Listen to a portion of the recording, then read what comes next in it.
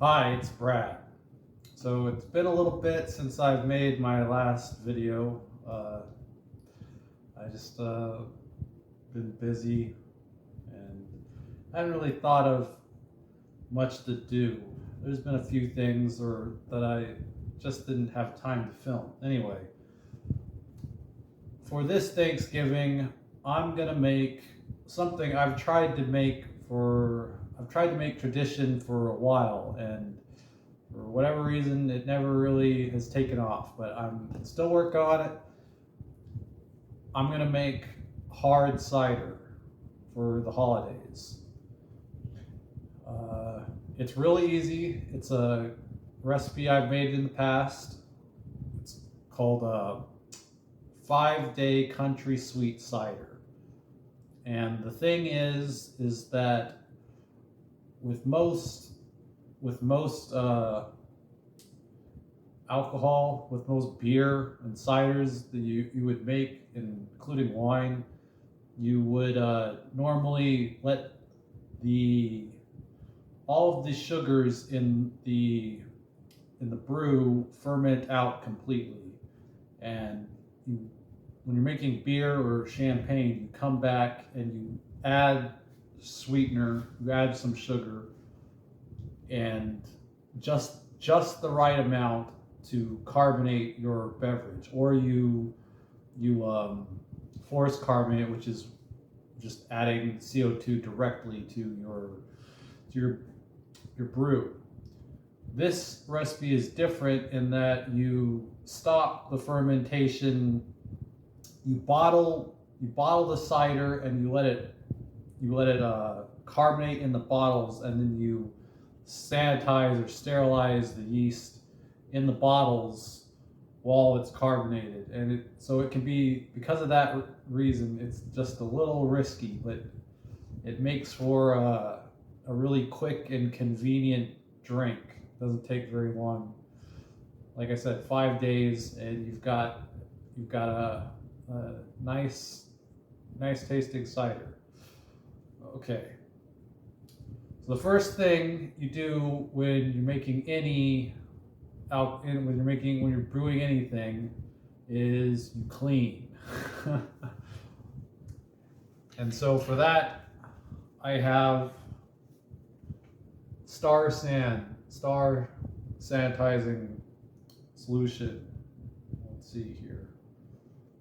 15% dodecylbenzoin sulfonic acid and 50% phosphoric acid. This should kill any microorganisms that might be in your brewing equipment, in your fermenter, in your.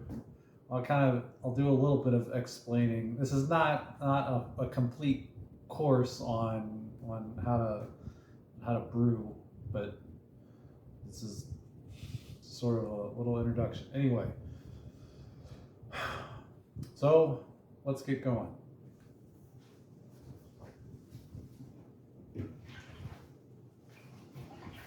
I've got a 5-gallon water jug.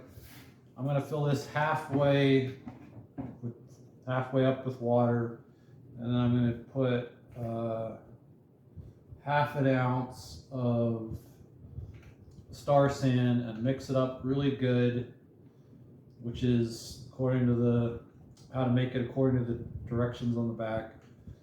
Pretty easy. This stuff, it's mainly acid. You don't want to get it on your skin; it will burn. So, real simple. All right, I got my water jug filled up. This is pretty easy. Actually, this is already at a little bit past the right level. So you just work this. You open this side and you squeeze the liquid up so you get to the amount you want, and then you pour it out this other side. I'm sure there's a word to call whatever this mechanism is. Flow something.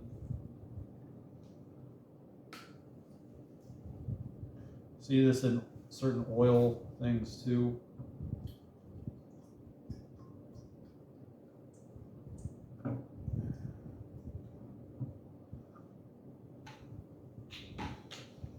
Not easy.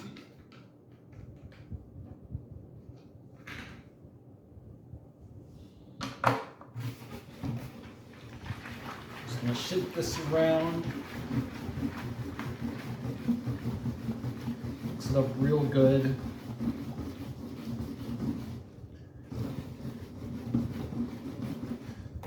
This will sanitize pretty much anything and everything I'm going to use. It's pretty common to use these kind of sanitizers in restaurants and stuff. Same stuff in industrial, just not industrial scale.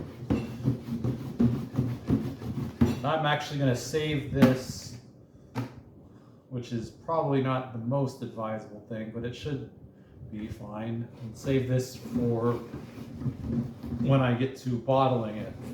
So it's going to last another few days. All right, next I'm going to take some of this sanitizer. I'm going to pour it in this stainless steel bowl.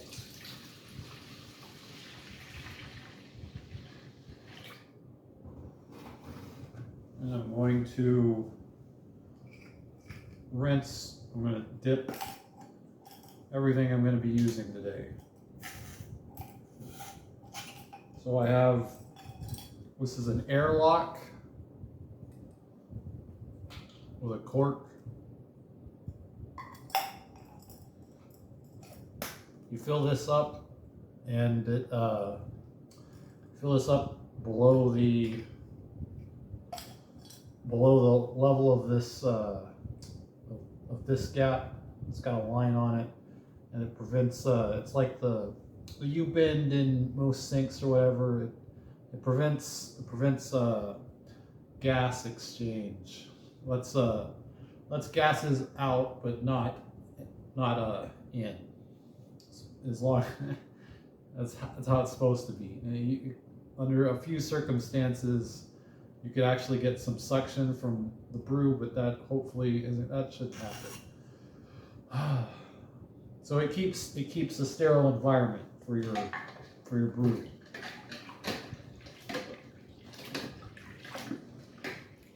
In the sanitizing solution, this goes.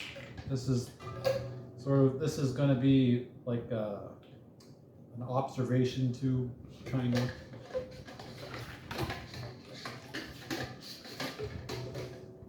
This is a turkey baster. Take samples.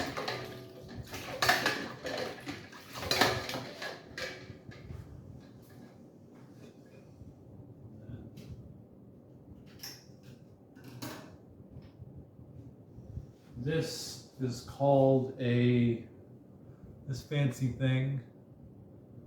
It's called a hydrometer, and the purpose of it is to read the specific gravity, which is kind of like density. In fact, they're related somehow, but specific gravity is not as accurate, I think. Is to read this. You read the specific gravity of your unfermented liquid, which is called wort, and from that you get a reading, and then you take other readings later after fermentation has started, and from the difference in the readings, you deduce the amount of sugar content that was in and fermented in your brew, and also the alcohol, and through that the alcohol content as well. So it's like, yeah, it's not it's kind of, it's pretty accurate. It's got some numbers on it. You gotta, I'm not particularly, I'm not an expert at this, but I know how to use it a little bit. Follow the advice of a lot of people on the internet, you know. I haven't actually, it's been like 5 or 6 years since I've done this, and I used to help my dad brew beer all the time, and it's been probably that long or longer since he was doing this. So we used to brew beer, you know, every other weekend for 5 years probably, and well, we don't do that anymore. All right, so now I have what I'm going to ferment. It's time to clean what I'm going to ferment the cider in. And what I have here is a 7-gallon carboy. That's what this jug is called. It's called a carboy. It comes from I'm pretty sure that the name comes from during Prohibition era. They would run moonshine in these, and so it got its name because they would run moonshine in them, and it was kind of like a code word, I guess. I don't know. It's a big glass jug. This has not seen use in a long time, so I'm going to give it. First, I'm going to put some flavor or scentless oxy clean solution in, about a tablespoon. Shake it around. You gotta be careful. This thing is great. It's also really dangerous. You don't want to break this. This is solid glass. You really hurt yourself if you break this. So I got a towel down. Then I'm going to take my bottle brush and just clean the sides. Went around the circle here. Even coming out and getting top.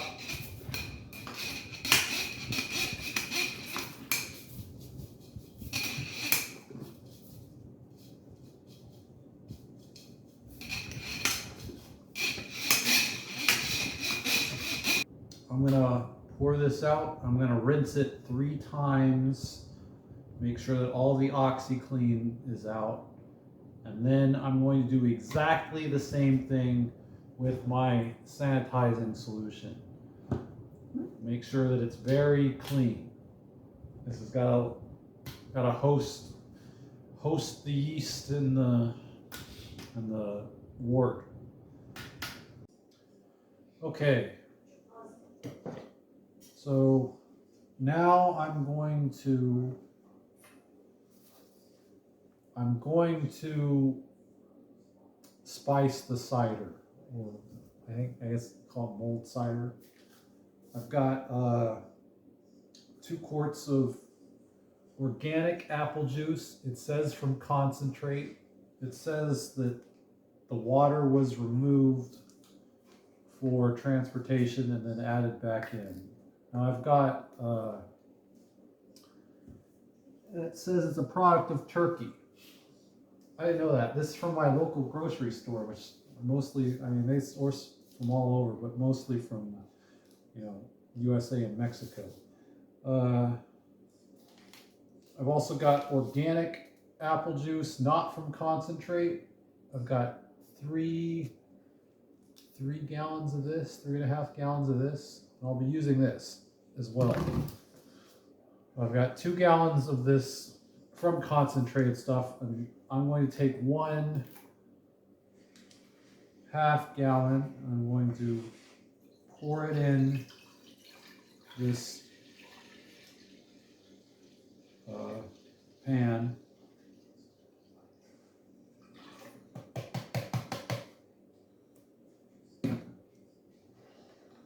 Add 2 sticks of cinnamon. 1 star anise, about half a teaspoon of cardamom, a teaspoon of coriander,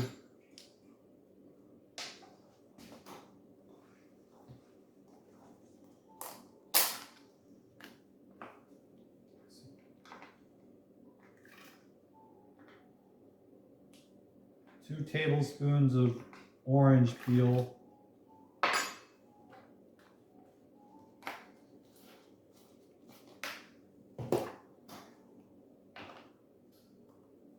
and a tablespoon of ginger.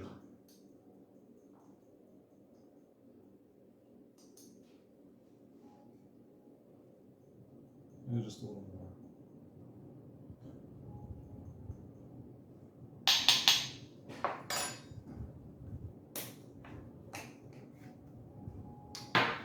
And so I'm going to boil this mixture, and I'm going to pour all the rest of my apple juice into this carboy. So it'll rapidly cool down. It'll rapidly cool down this, so that I'll be able to pitch the yeast sooner. I'm also going to add sugar to this, and I'm going to try to figure out about how much. I've got, let's see, 3 pounds of sugar. I don't think I'm going to add all 3 pounds. I think I'm going to add 2 pounds, but I've got 1.5 pounds of dark brown sugar and then 1.5 pounds of turbinado sugar, which is, so I think dark brown sugar is like sugar with molasses added back in, and turbinado sugar is just refined, unrefined sugar. Less refined than white sugar, but different than dark brown sugar. Anyway, I've got both. I'm going to use both, and get started on that. All right, so I just finished mulling the cider. I have the spices here strained. It's still kind of hot. Let me see if I can get over there without dripping anything. So you can see the strained spices. Now,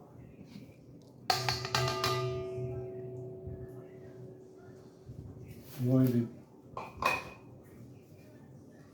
add all this apple juice into the fermenter.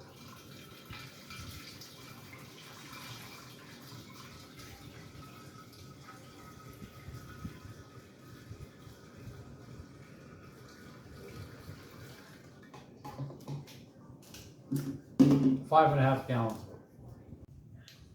All right, so I've got my 5.5 gallons of cider. Kind of mixed it around. Now it's time to take a specific gravity reading. Hopefully I can do that without too much trouble.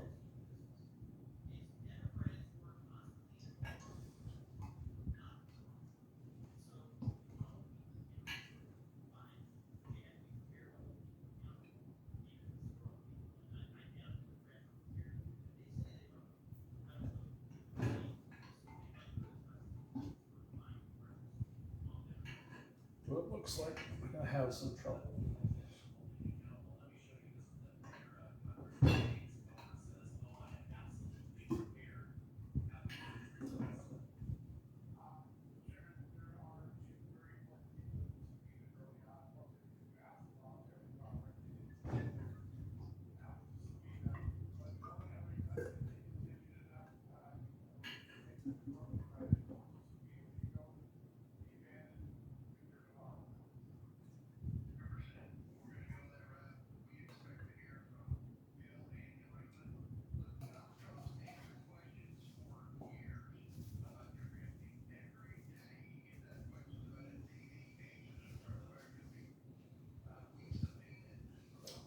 All right, the way it works, you get a tube full of your wort. You drop the hydrometer in. You try to balance it so that it floats in a very specific way, not touching the sides. Then you read the number. This is 1.70, which I think is exactly where the recipe that I'm sort of following wants it to be. All right, I'm using Saf Cider AS2. This is just a dry pitch yeast. There's lots of them. You can use yeast specific to cider. You can use beer yeast. You don't want to use bread yeast. I picked this one because it had the warmest ideal fermentation temperature, and I'll be fermenting at room temperature, which is not always ideal, but it's what we got around here. Higher temperatures, you can get more. They say like fruity compounds or off flavors, more phenolic, spicy compounds. You don't get this. You don't get that when you ferment at lower temperatures. We brewed lots of beer, and after finding the right yeast, it makes a difference. You know, if you can't ferment colder, you've got to find a yeast that can handle a higher temperature without producing the flavors that you don't want. So I imagine this will be just fine. It's really not going to ferment that long anyway. I'm just going to dry pitch it.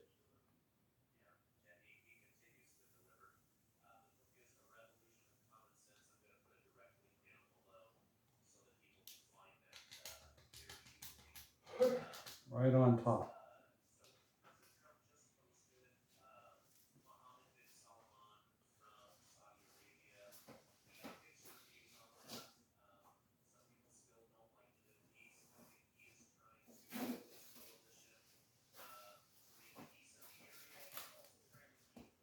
And give it a swirl. A little bit. Light swirl.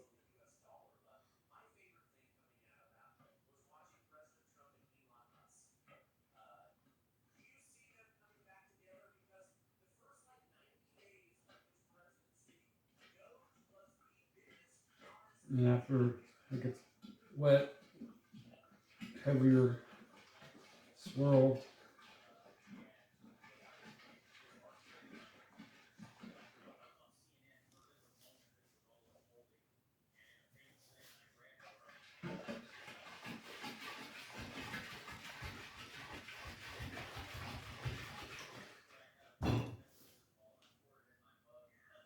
And that should really be it.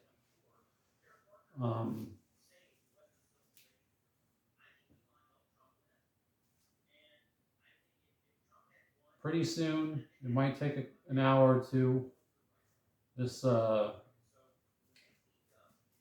cellophane wrap will like bubble up because as the yeast eat up the sugars and produce the alcohol, they release carbon dioxide, and at that point, when that happens, I'll put the airlock on. I can actually just put the airlock on now. I'll just do that. Put the airlock on now. When it really gets fermenting, you'll see lots of bubbles. You see carbon dioxide bubble up through the airlock. All right, I'm here in the laundry room where I'm doing the fermenting. It's been let's see, about 12 hours since I put the yeast in, and it is fermenting really well. Here, let me show you. So you can see the airlock. You can see this bubbles coming up out of the airlock. That means that the yeast is producing carbon dioxide and the seal's good. So it's coming out the airlock. You can see here, there's like, a lot of movement going on. That's good. Kind of, you wouldn't think that a big, like after adding some yeast, like there'd be into this like vat of cider, there wouldn't be much movement at all, but there actually is quite a bit of like agitation going on. I guess that maybe it's a lot of the carbon dioxide escaping, bubbling out. But anyway, so on the top, this is what's called a Kreuzen. So it's called a Kreuzen, or I think it's German for crown. And it is sort of like a yeast raft, like a yeast like structure that forms at the beginning of fermentation, and it's like the yeast all get together and on top and start eating as fast as they can. This is called the geo phase in like the logarithmic growth of yeast, or any microorganism. Anyway, so after a few hours, before the end of the day, this should fall, because it just does that. It's just a thing that it does.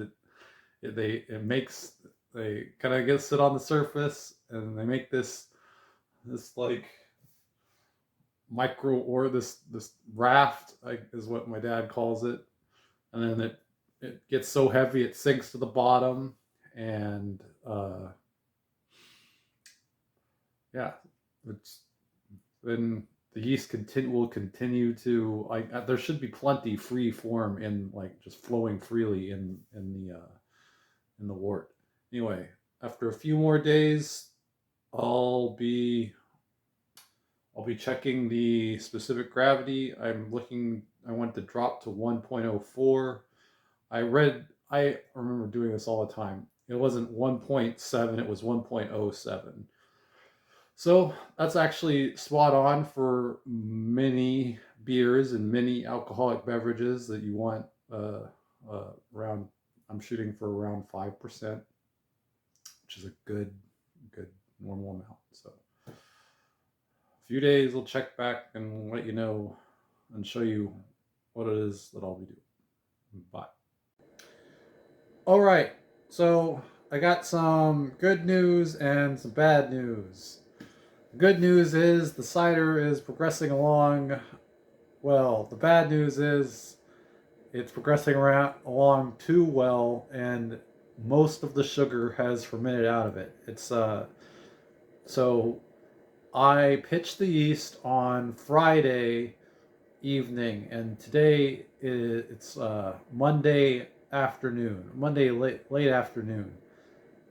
It's the specific gravity was like 1.07, and today I took a reading and it's at like 1.002, which puts it at about 8% alcohol, and it has lost all the sweetness. I mean, it's almost fermented all the way.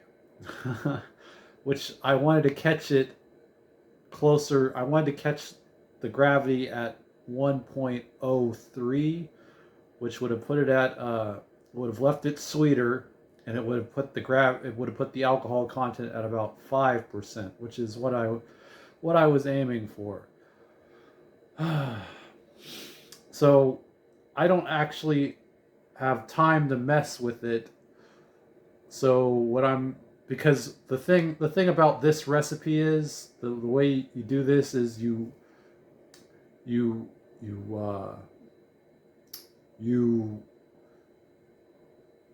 sterilize, you bottle it while there's still lots of sugar in the brew, lots of sugar that the yeast are still actively eating, which is what creates the carbonation. You have to bottle it to actually carbonate it. Otherwise, it just escapes through the airlock, right?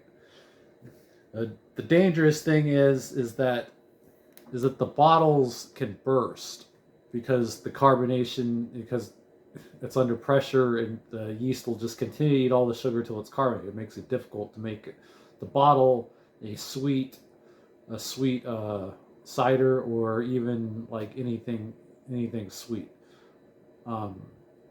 When you make beer, you typically ferment all the way, and then when you make beer like this, you typically ferment all the way, and then you add just enough sugar for the yeast to carbonate your beer in the bottle. So there, like, no matter what happens, there's nothing left. It's impossible for a bottle to explode. Well, that's not the way it works for a sweet drink. I just don't have the time to be able to catch it until the weekend, because you have to, once you add the sugar, which is what I've decided I'm gonna do.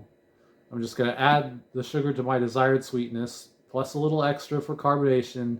I'm gonna watch it, and once it is sufficiently carbonated, I'm gonna sterilize all the bottles, so we get a sweet fizzy cider, a sweet drinkable fizzy cider. It's has more alcohol content in it than what I set out, which is, it's fine. I would have preferred it to be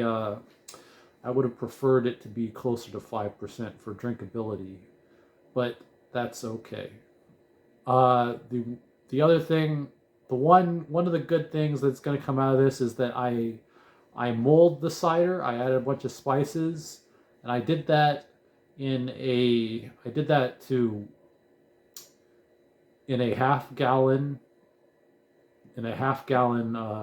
cider, and then I added it back to the rest, which is how I sweetened the whole thing to kind of make things move quickly. I left 5 gallons at room temperature and only heated up the half gallon, which I add all the sugar in, and I mold the spices in, and then add it back to the main thing. So I tasted just a little bit of that concentrated solution, and it tasted really good. Like really good. Obviously too sweet, but I've tasted this, and I have lost the spices that I wanted to come out in the cider. And so this has given me an opportunity to I'll do the same thing again. I'll mull another half gallon of cider, and I'll make it extra strong so that when I add it back to this, I should still be able to detect the spices that I want in the final drink. So that's what I'm gonna do. I'm gonna have to wait until, let's see, Friday to do it. So Friday night, and I'll have, or maybe Saturday morning, and then I'll have all of Saturday to catch it at the right carbonation and sterilize it, and then let it set for a few days. I read that it does improve if you let it set for a week or two before drinking it. Sometimes it's hard to wait, but I guess instead of for Thanksgiving, it'll be for Christmas, and it'll be better. I was planning on giving this as a gift to some of my coworkers and enjoying it myself, and so that's what I'm gonna do. It's the new plan. I'll update you probably when it comes to bottling it this Saturday. All right, see you then. Okay, so today I'm washing bottles. I've got about 3 cases to wash, and it's really easy. They haven't been used in probably 5 years or so, but they were used all the time for probably 5 years before that. So I'm just giving them a good wash in OxyClean and then rinsing them out.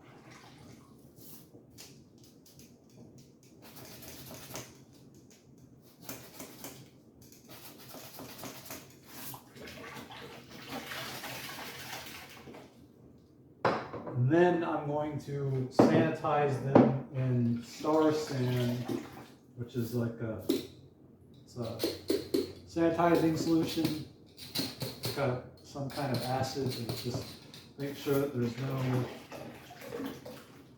other microbial growth.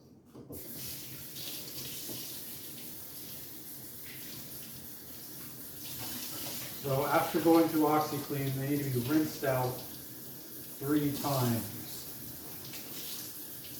And the theory is that each rinse is like 90%, removes 90% of whatever's in there. So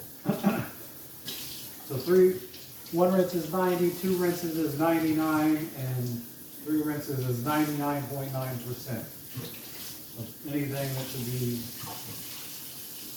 it might accidentally not be stuck in there, or whatever. Any chemical, whatever.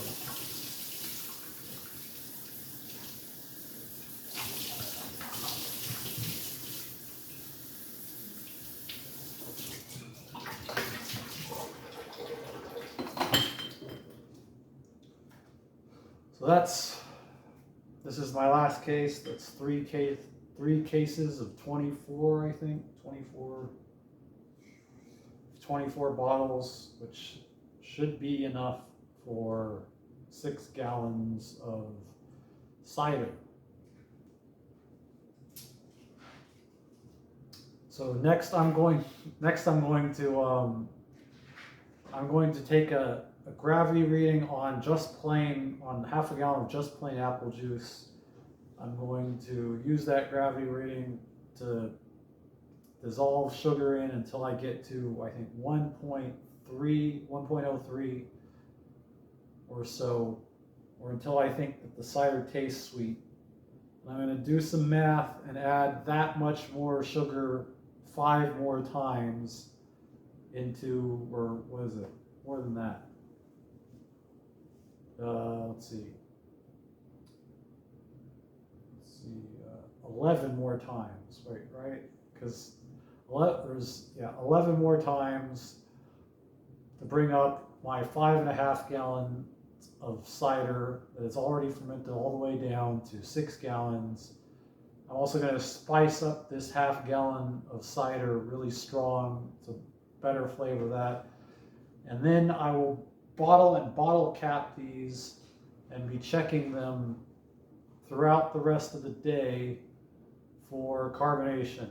As soon as they're carbonated, I will sterilize them on a hot water bath, stopping further carbonation, and then just let them set and chill up and have cider drink.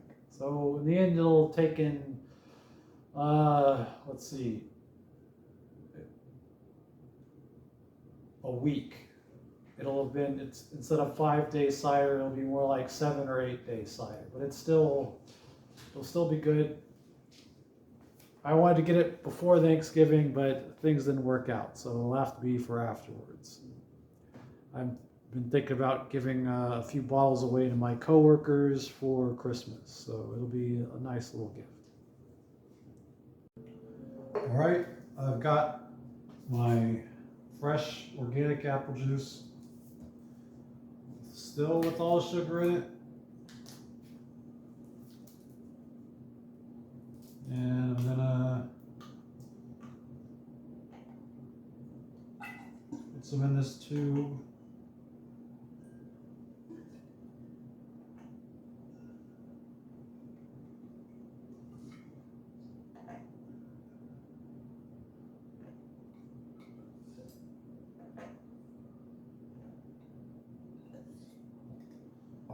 That should be enough.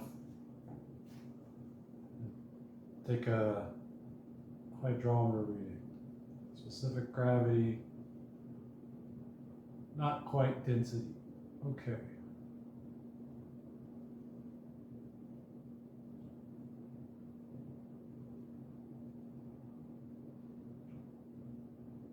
I might have to do a little bit more math than I thought. Let's see. So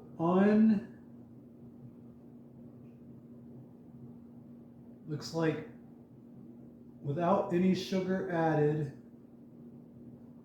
the specific gravity of this apple juice is 1.050.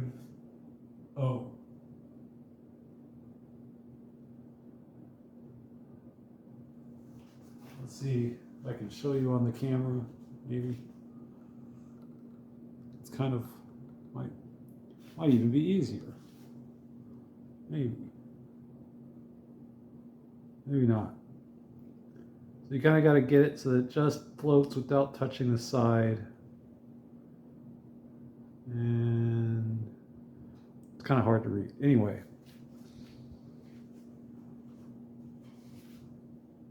So all of my cider has now fermented down to 1.00 or possibly a little less. And I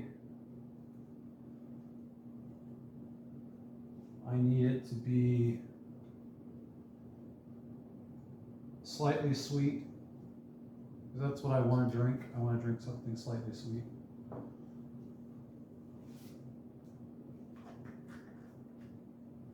So I'm going to have to go on the internet and do some calculations here and figure out, because I guess to get it to where the sweetness I want it to be at, I don't need to add any sugar to this, but I would need to add sugar to that. So I'm going to go do some math and figure it out. Meanwhile, I guess I'm going to dump this back in here, all this, and put some spices in it. Actually, I'll be right back. Yeah. All right, I did some math. I guess I'm gonna sweeten it up to the sweetness, the specific gravity of this apple juice for a few different reasons, but most partially simplicity. So I'm going to sweeten it up to 1.05. To do that, and including priming sugar, to do that, I'm going to need 94 ounces of sugar, which is just slightly under 6 pounds of sugar. So I'm gonna dissolve 6 pounds of sugar in half a gallon of apple juice. And before I do that, I'm gonna get all my spices in. I'll show you how that goes. Okay, the spices have been boiling for about 15 minutes or so. I'm gonna show you. Got a cinnamon, cardamom, allspice, ginger, and coriander. I'm going to take these spices, I'm going to pour them into, or I'm going to pour the whole thing into here. I'm going to strain the spices, then I'm going to add it back to the pan, and I'm going to add the 6 pounds of sugar. I'm going to dissolve 6 pounds of sugar. I'm going to see how that goes. We're going to find out. All right, it got quite a bit darker. You can see there are the spices. So I'm going to heat it up shortly, and I'm going to put it in a water bath to chill it. And then I'm going to pour it directly into the fermenter. These are the clean bottles. Now they have to be sanitized. This is the bottle sanitizer. It pumps the sanitizing solution up into the bottle. without having much fuss or having to touch anything, brush anything. You put it in the dishwasher to let the foam drain.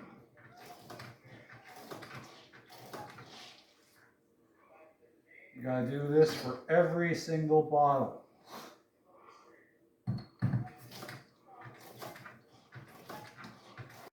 All right, what I have here is called an auto siphon, and I'm going to use it to siphon the cider from the fermenter carboy into the bottling bucket, which is just off camera. So this has already been cleaned and sanitized. Take this end, drop it down the bottling bucket. Take the airlock off.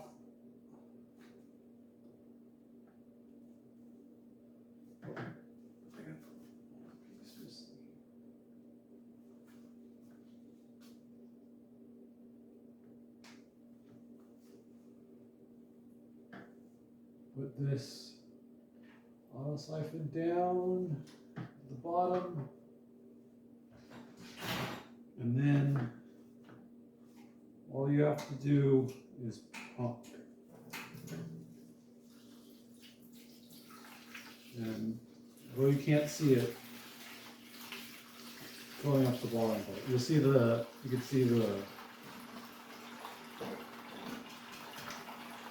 see it dropping on the fermenter side.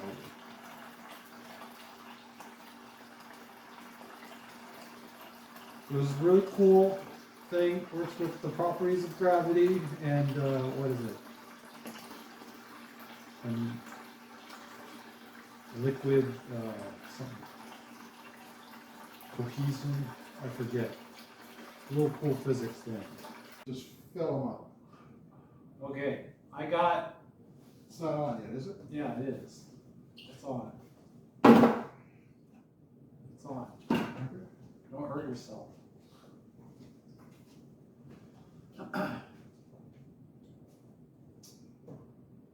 The sugar, I added the priming sugar and the rest of the sugar, the sweetener. So I took the final gravity and it's at like 1.046. So now this is the setup, how to actually go ahead and start filling the bottles.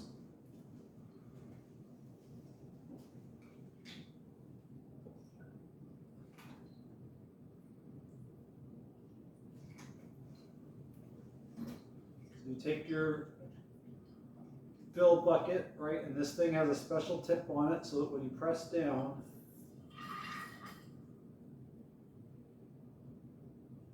all the liquid starts coming out. I'm going to fill it up all the way to the top, just to the top.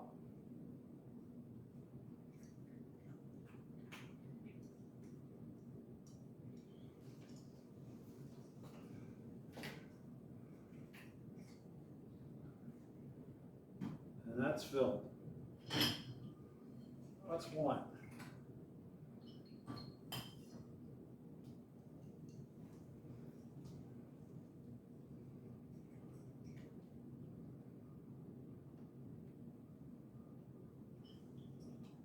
And try not to overfill it, let it shoot over, but it happens sometimes.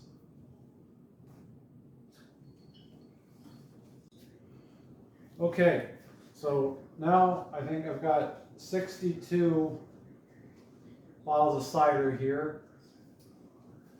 I've got the caps on them. But there's a theory behind that as soon as you add the sugar, the yeast gets to work carbonating it. Now I think this cider is at like 8%, which is kind of strong. So it might take this a little bit anyway. As the yeast release carbon dioxide bubbles up out of the cider, and the theory is it pushes oxygen out, and sometimes you can hear they'll start to rattle a little bit. Like it's noticeable when it happens. It hasn't happened yet. Higher alcohol content weakens the yeast, and so they might be a little slow. Anyway, this is a ancient bottle capper.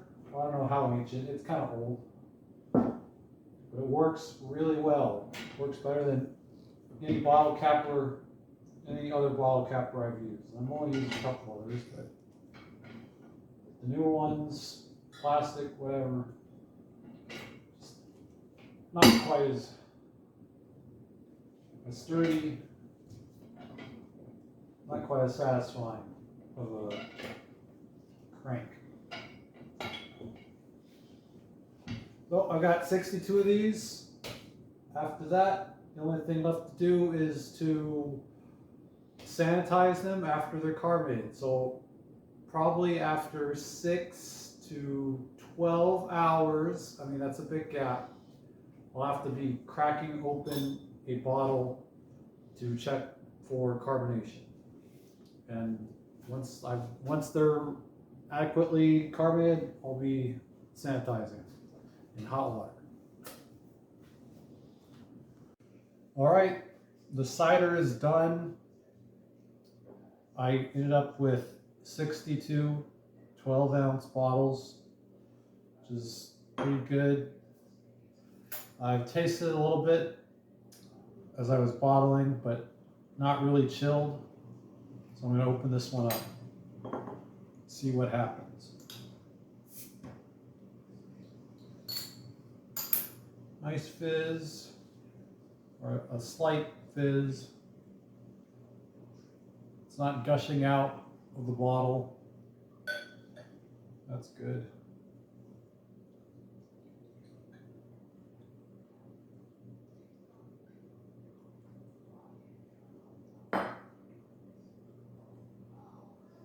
See, it's pretty brown and cloudy. I don't want to say it, but it kind of looks like muddy water. Let's taste it.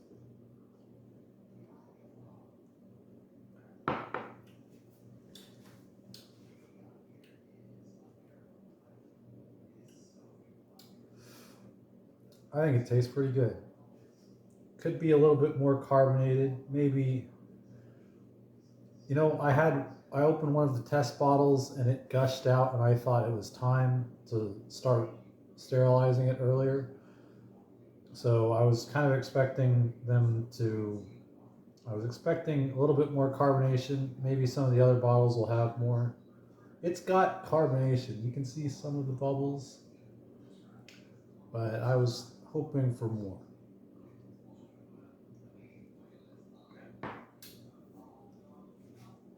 Still, I think it's pretty good, and I'm sure people will be happy to get it as a gift. So, thanks for watching.